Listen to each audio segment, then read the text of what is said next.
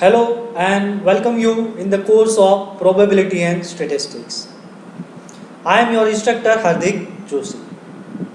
Now in this lecture we should learn about the test of hypothesis. But the different thing is the test of hypothesis for the population mean. That is, we have to check whether the mean defined by the population, we have to say that the population mean is reject, not rejected. Where the population variance, these are the main thing. Where the population variance is unknown. That is, when the population variance is unknown and we have to check or predict whether the mean is right or wrong. So at that time we should use this test of hypothesis.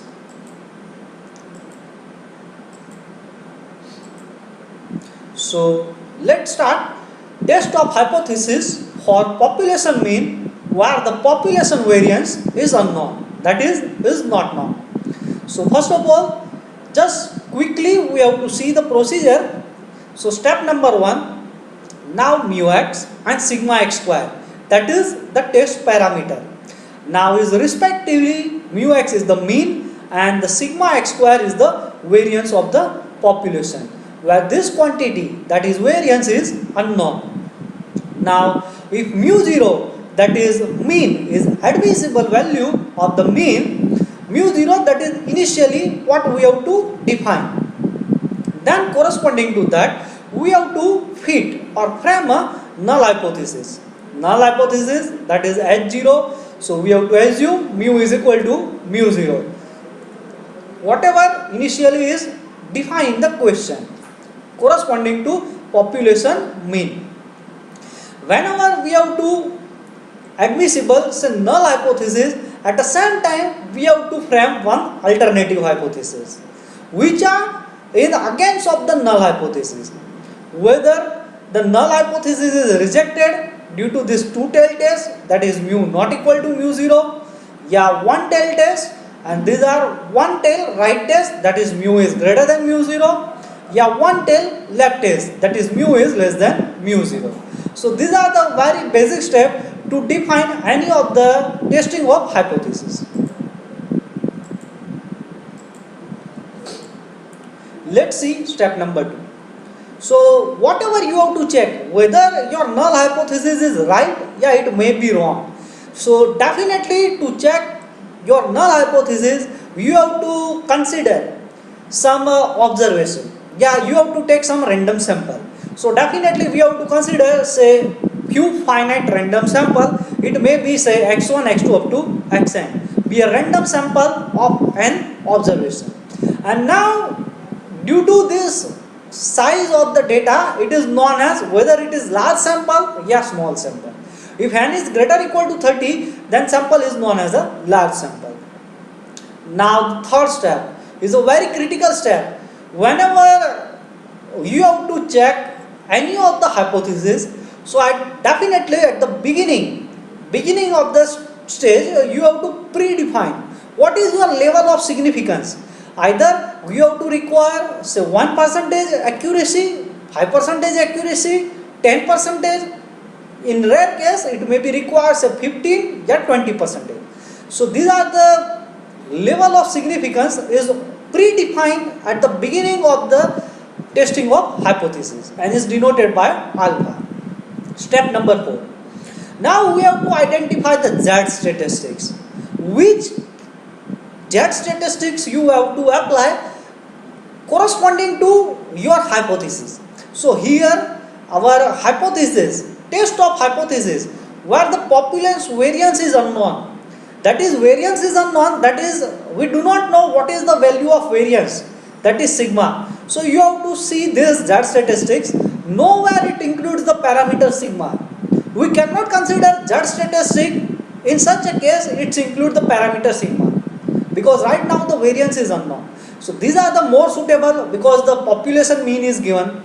Now mu0, that is whatever data you have to consider, you know what is the mean of that data. Now S is corresponding to the standard deviation. n, that is total number of sample. So these are the best suitable Z statistic corresponding to when the standard deviation is unknown. Sorry, variance is unknown. So these are the step number 4.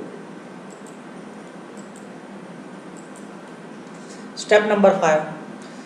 As once we have to identify the Z statistics, then corresponding to the given data, that is x1, x2 up to xn, we have to first of all calculate x bar and s to find out the value of this Z statistics.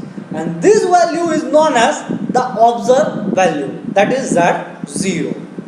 Now next, to check whether our null hypothesis is reject or not reject, so definitely we have to consider the experimental Z value. Yeah, is also known as critical Z value. Now E is generally stand for the experimental. That's why is known as experimental Z value, corresponding to our level of significance. So already we have to conduct one separate lecture on level of significance. So in that particular lecture we have to identify when two-sided test is considered, and we have to require 5% level of accuracy, 1% level of significance, then what is the Z value?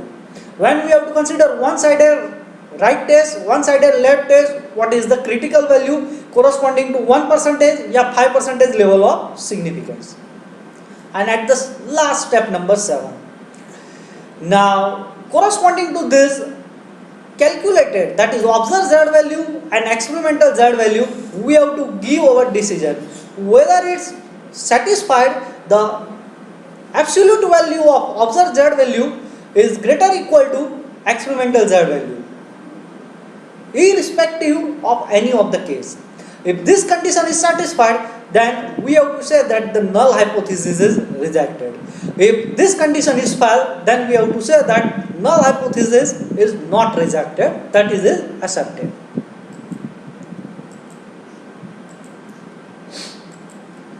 So on the basis of this, let's start to solve example. And definitely this example gives the better understanding about the procedure to check the test of hypothesis where the variance is unknown. So the question tells that a motor vehicle manufacturing company desire to introduce a new model of the motor vehicle. Now the company claims that, so see this statement carefully, company claim, that is these are our hypotheses. So company claim that the mean fuel consumption of its new model vehicle is lower than that of the existing model of the motor vehicle. So company claim that the whatever model they have to develop new, now that model has lower consumption, fuel consumption as compared to the existing of the motor vehicle, which is say 27 km per liter. So company claims that the mean fuel consumption of its new model vehicle is lower than that of existing model, that is 27 km per liter. Now, so definitely whenever you have to check any of the hypothesis, so you have to must take some of the sample. So what the company takes, company considers a 100 sample, that is it's considered 100 vehicle of new model, because definitely they have to check the fuel consumption of new model vehicle. So they have to consider randomly 100 vehicle. So ultimately we have to say that is a 100 sample, and definitely it must be selected at random, and their fuel consumptions are observed. Now they found that the mean fuel consumption of that particular 100 sample which is selected randomly, and it is observed that the fuel consumption of this new motor vehicle is 30 km per liter with standard deviation 3 km per liter. So it may be possible the new 100 sample is considered. Now its fuel consumption is say in the range 30 plus or minus 3. So it may be possible the fuel consumption of this 100 sample is 27 km per liter, yeah, 33 km per liter. Now our aim is we have to test the claim, that is check the hypothesis whether the hypothesis is true at the 5% level of significance or not. So right now our job is start. So as already we have to discuss the step, so just we have to give the quick review. Step number 1. Now the test parameter, that is mu and sigma, is given, and corresponding to this mean and standard deviation. Remember, variance is unknown. We have to develop or build up a null as well as alternative hypothesis. So null hypothesis, that is 27 km per liter is the fuel consumption. So is a null hypothesis.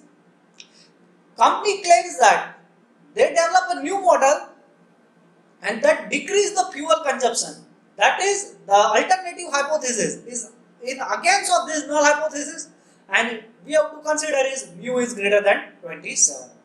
So right now see carefully, these are a one-sided or one-tailed test, more precisely is a right-tailed test. That is, the average fuel consumptions of the company's new model motor vehicle is significantly lower than that of existing model. That's why we have to consider this one-sided tail.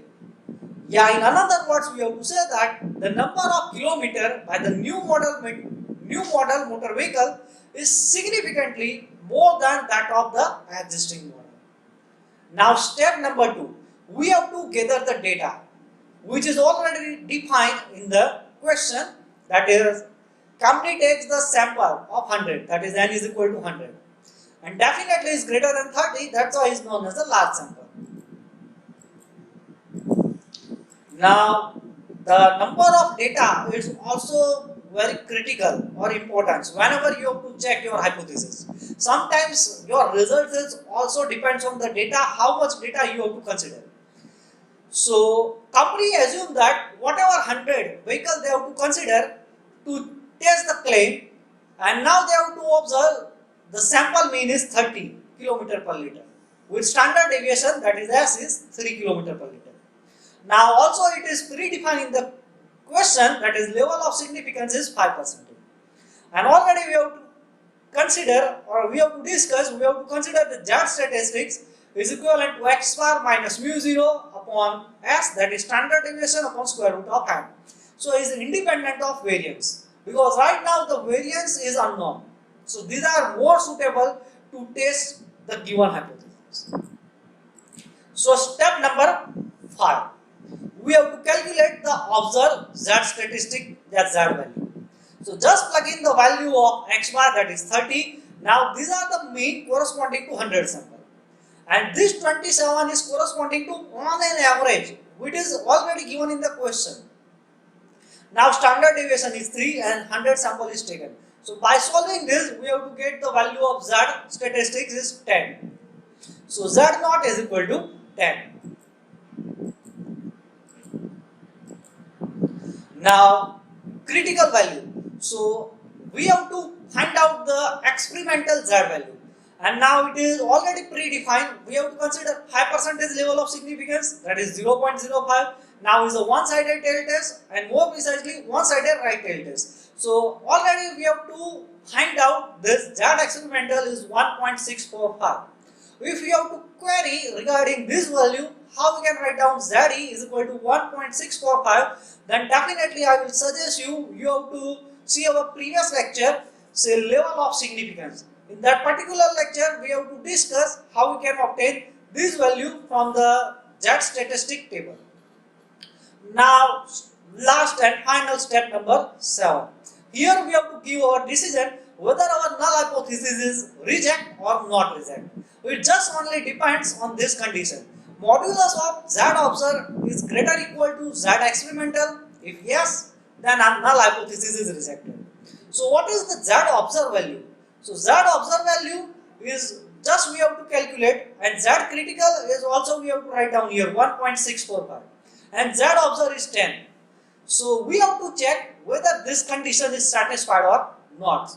So definitely modulus 10 is 10 and 10 is definitely greater than 1.6. So this condition is satisfied. 10 is greater than 1.645. Yeah, ultimately we have to say that modulus of Z not greater than Z. So we have to give our decision, that is H0 is rejected. That is null hypothesis is rejected. So thank you so much for paying your attention.